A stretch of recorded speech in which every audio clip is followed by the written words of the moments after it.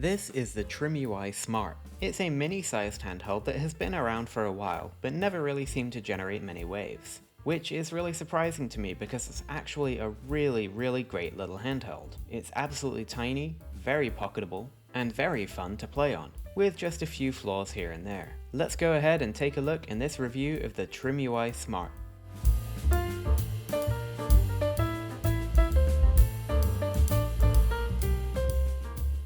Hello and welcome to Retro Breeze. The TrimUI SMART comes packaged in kind of some odd packaging. It almost looks like something you'd pick off the shelf at a supermarket. And inside you simply get an instruction manual, a USB cable, and the device itself. A minimal package that makes sense for this diminutive device. By the way, I want to say a huge thank you to GoGameGeek for sending me this TrimUI SMART to review. Check out their website in the description box below, where they sell many different types of retro handhelds. And as always, despite getting sent this device to review, they have had no influence on the content of the video, nor are they seeing it before it goes live. So here's the Smart itself, and in my opinion, it does look very smart. It's a very small device, kind of Miu Mini level of small, and it's extremely light as well. But despite being small and light, it actually has a real quality feel to it. The shell that they used for the plastic seems really high quality. It's very smooth to the touch and feels very solid too. Oh yeah, and before I forget, I want to say I absolutely adore this Wii style color scheme. With the white body and the light grey buttons, it just looks amazing. I sure wish my Retroid Pocket 3 had looked like this, but I'm not going to go back to that dark place right now. As you can probably tell, the TrimUI SMART is a very simple device that's very focused toward retro gaming. It has a D-pad, 4 face buttons, and 2 shoulders. That's right, no L2 and R2 here at all. But I think that's actually okay for this type of device. And you're going to see as we get along that it's hardly a limiting factor. Along the front of the device, you'll find those aforementioned face buttons, along with a power and charging LED, 3 function buttons, a 2.4-inch screen that's recessed about 1mm into the shell, and a rather odd-looking speaker grill. There's nothing on the sides, but on the left corner you'll find a lanyard strap, which I always appreciate on mini devices. Along the bottom, there's an SD card slot, labels for the function buttons, and a USB-C charging port. And along the top you'll find the 2 shoulder buttons and, beautiful, a physical power switch. Take note that there's no headphone jack, and no volume controls either. The back of the device is pretty clean as well, with these 4 dimples, which I suppose just holds the shell up off of the desk if you set it down. And then the branding and information, and the TrimUI symbol, which is actually present on the menu button as well. Overall, my impressions of this device is that it's really good quality for something so micro. And honestly, right off the bat, I gotta say I absolutely dig this device. It's small, it looks great, and I think the name Smart really suits it. It does look very smart.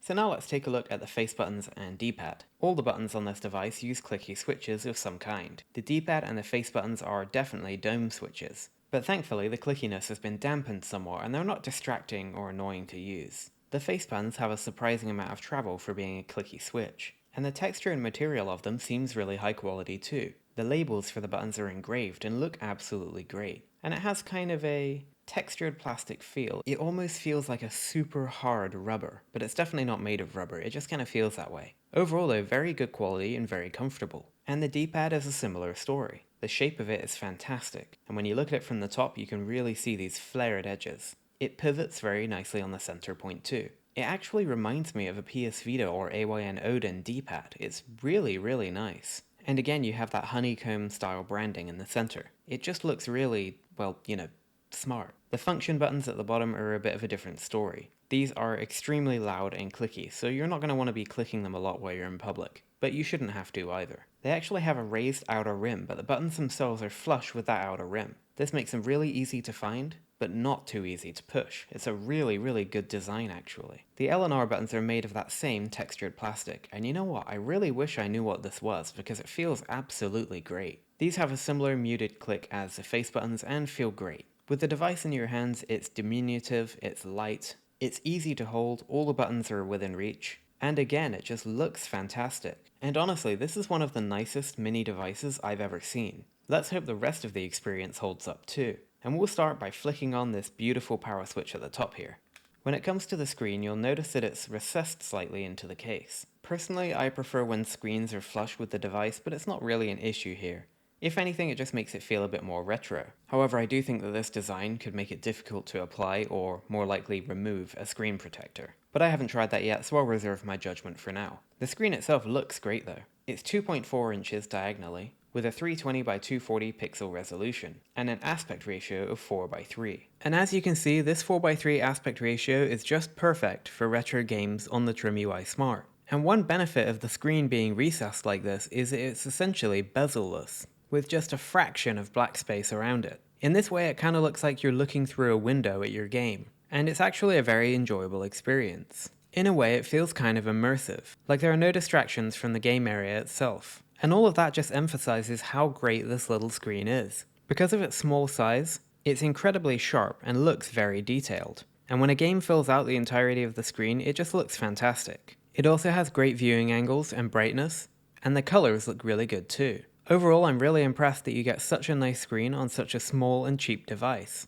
Although, of course, I think one issue for many people is going to be just how small it is, because it is absolutely tiny. It doesn't bother me so much, but if your eyesight isn't so good, or you just prefer bigger screens, this might not be for you. And to be honest, I still get surprised at how small the screen is whenever I load up a game. However, it's definitely a much different experience than something like the Anbernic RG Nano, which I believe is way too small to be playable.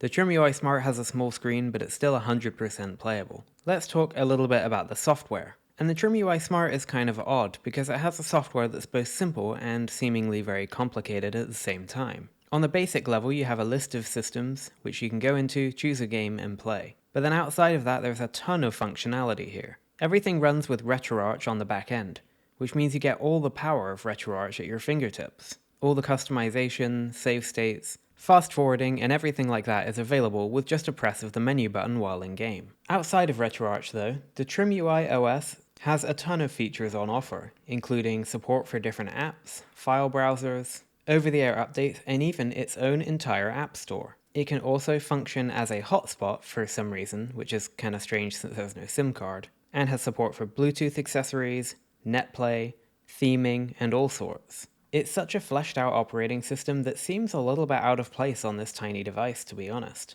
I'm not necessarily complaining, and if you don't want to touch any of that stuff, you don't have to, but it is just strange to see so many features on such a cheap and small device. Oh, and did I mention how polished it is? The user interface looks absolutely fantastic, and even has this amazing background music by default.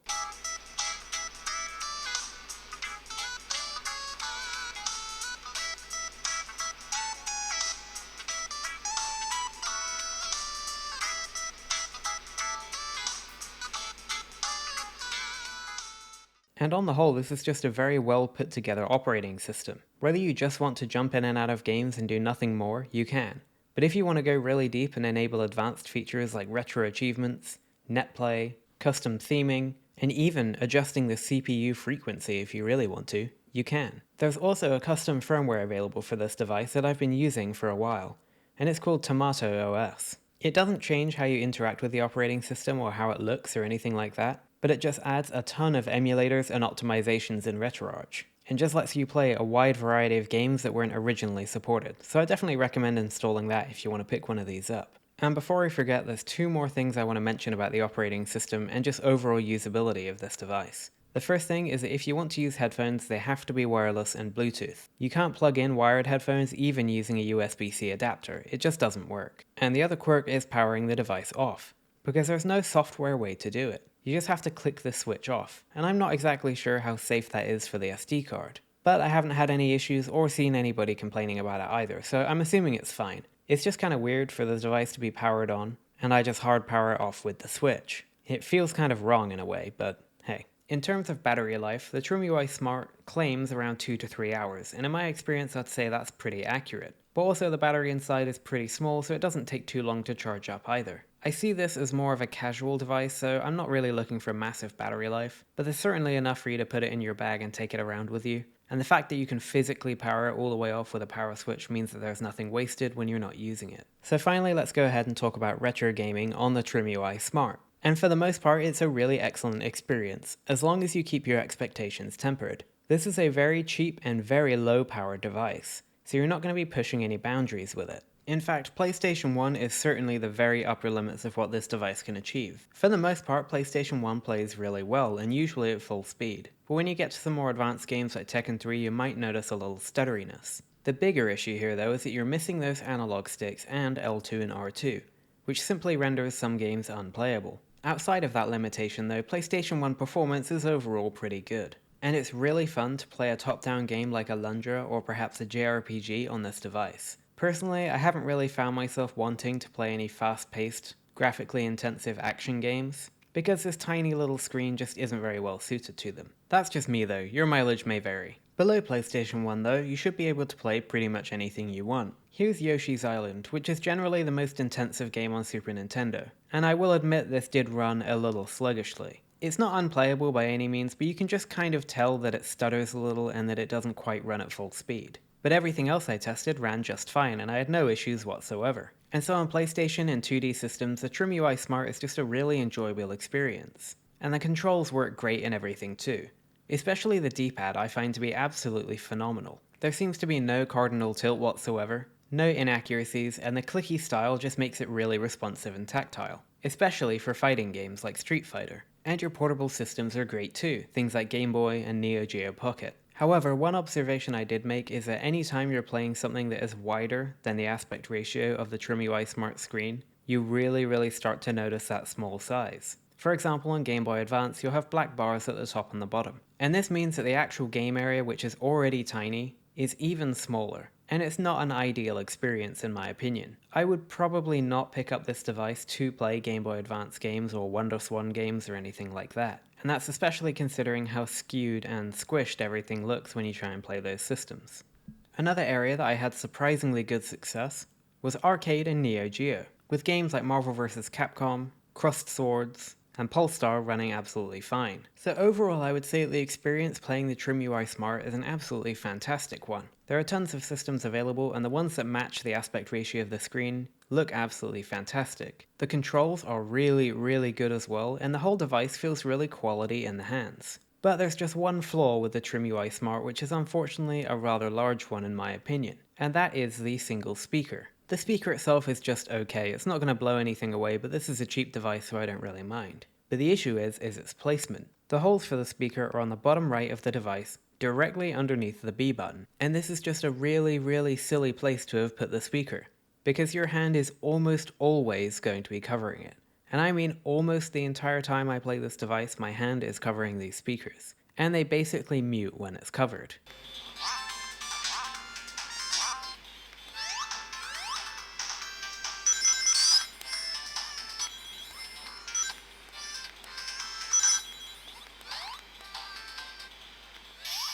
For me personally, this basically turns this device into a speakerless device, and I feel the need to connect Bluetooth headphones just to get some audio. I really just think they should have moved the speaker grill somewhere else, anywhere else, literally anywhere would have done, but my suggestion would have probably been just right next to the USB-C port. But it's a real shame that this device, which in my opinion is pretty flawless in terms of its design and quality, has such a glaring issue like the speaker being almost unusable. It's a real shame, but it is what it is. So anyway, that's the TrimUI Smart. I'm going to go ahead and wrap up this review with my likes and my dislikes of this device, and then I'll give you my overall summary. Starting with my likes. I like the build quality. This thing punches far above its weight in terms of quality for price.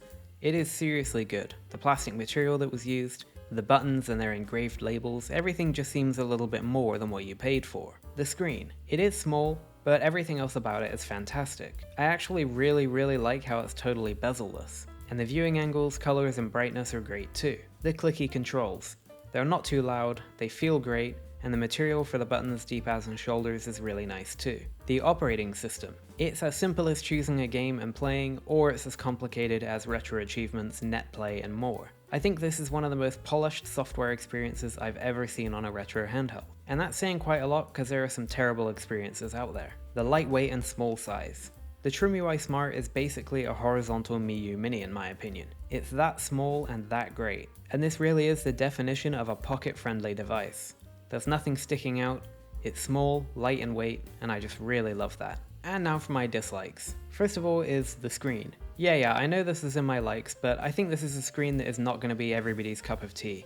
it is really small, noticeably small every time you play. And this is really noticeable when you emulate systems that have a wider aspect ratio. It doesn't look that great at all. But there's one more point I want to make about the screen, and that's that I think it could be a little bit bigger. Just looking at the front of the device, I feel like there's a lot of blank space, and I feel like they could probably squeeze a little bit of a bigger screen in here. I would really like for them to take this exact size device and put in a bigger screen if possible. And my only other dislike is of course the speaker. And I don't know why they placed the speaker grill more or less exactly where your hand is going to be resting. When you cover it up, it basically gets muted. And so I just consider that this device basically doesn't have a speaker. And then because there's no headphone jack, I need to bring wireless earphones if I want to get any audio. It's really the one major flaw on an otherwise pretty much perfect device. Overall though, I think the TrimUI SMART offers absolutely tremendous value. I can't believe you can pick this thing up for around $40. It's better than its price in almost every way, and I'm absolutely shocked that it's not more popular than it is. I think this is one of the best mini-sized retro handhelds I've ever used, and functions really well as a more horizontal style Miyoo Mini. It plays pretty much everything it should be able to play within reason, the operating system is absolutely chock full of features, and the whole thing is just really high quality and polished. I can definitely say that the TrimUI SMART is going to remain in my rotation of portable, takeaway devices. If you're interested in picking up a TrimUI SMART, I'd recommend buying one from GoGameGeek, who sent me this one to review. They sell many different retro handhelds and they have some great prices on stuff like the TrimUI SMART. They also have a pretty good reputation around these parts, so check them out. Although I do also want to mention that this device is widely available on places like Amazon as well if you want to deal with Prime delivery and easy returns. And now it's your turn. Let me know in the comment box below if you have a TrimUI SMART or you're interested in picking one up. If you do like it, what do you like about it? What do you don't like about it? Let me know. If you like this video, please go ahead and leave a like on it, and subscribe to my channel for more content just like this. Thank you very much for watching Retro Breeze, and I look forward to seeing you again very soon.